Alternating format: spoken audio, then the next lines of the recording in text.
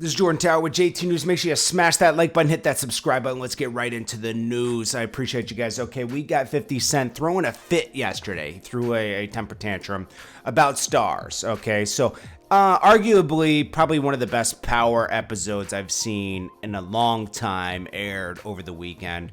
It was following Tommy's whole journey to where Ghost passes, right? And we find out that, you know, he didn't do it and he rode off into the sunset, you know.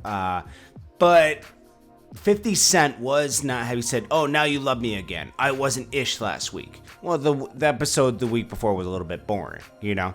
But you got to have some boring episodes to lead up to the climactic ones. And, you know, Starz has been notably very off point as far as consistency for a while, but you know, they're wrapping it up nicely. This is probably the way they should have wrapped it up, but maybe the last episode will be really good. Well, 50 Cent spoiled the ending. I don't even know if I should say it here. Okay, I'm not gonna say the person because I'm not gonna do a spoiler alert. Okay, I'm not gonna do that. He revealed who it was who took out Ghost. I'm not gonna say the person's name. And he says, you know, and then, you know, he played that whole ending scene on his Instagram and then blasted Starz. He says, the people at Starz bugging out, talking to me like they crazy, like I ain't who I am. They got me messed up. I'll put this stuff out tonight. Then some people went off on him saying, you do this every year. He said, no. This is how I want it to go. Someone said it's already leaked, and then 50 Cent said, I wonder where that came from. Now, 50 Cent, you know, he does these tactics to raise awareness and everything, but like, I think it's kind of obvious who took out Ghost at this point. It's down to like 2 people. I don't know if there's more than 2 episodes left, though. I think there are, because they still got to follow the Tate guy. They're going to probably follow, I think there's 3 left. Tate, they're going to follow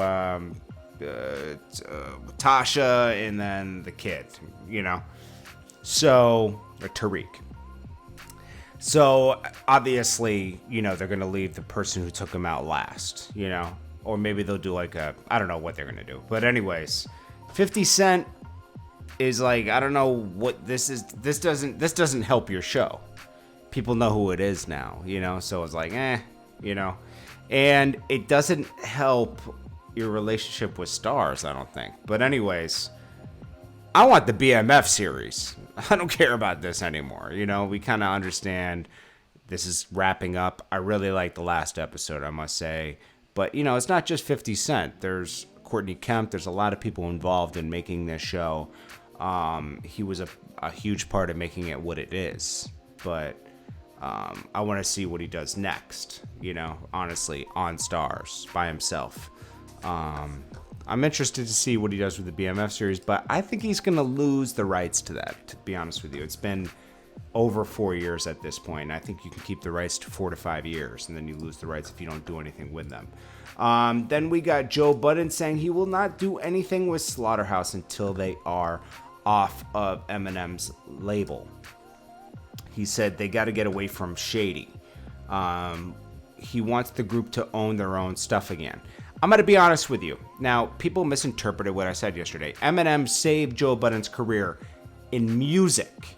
Joe Budden rebranded himself with Love and Hip Hop and a podcast. And really, what got his podcast going was Complex with Everyday Struggle. They had a good, him and Akademiks had a good chemistry. People were into it. People were into Joe's rants. They tuned in more for the podcast, and it took off. Everyday Struggle didn't truly survive without Joe Budden because the person they brought in to replace him didn't have the same dynamic with DJ Akademiks. So, yeah, I don't, you know, we wouldn't really know Slaughterhouse. Slaughterhouse was making a buzz before Eminem, but Eminem put them on a bigger platform. It just sounded big, you know, and everything.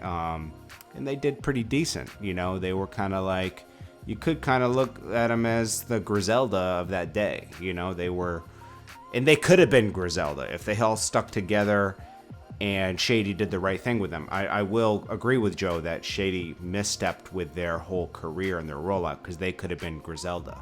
They could all had their own independent projects under Shady, whatever they call it. They could have a Shady and then a side label, you know, Slaughter Records or whatever. But anyways, it didn't happen like that, and I can understand where Joe Budden was upset, but you can't solve problems with temper tantrums, you know, and I know Joe knows that now because he's done great business now. You know, he has a lot of successful shows.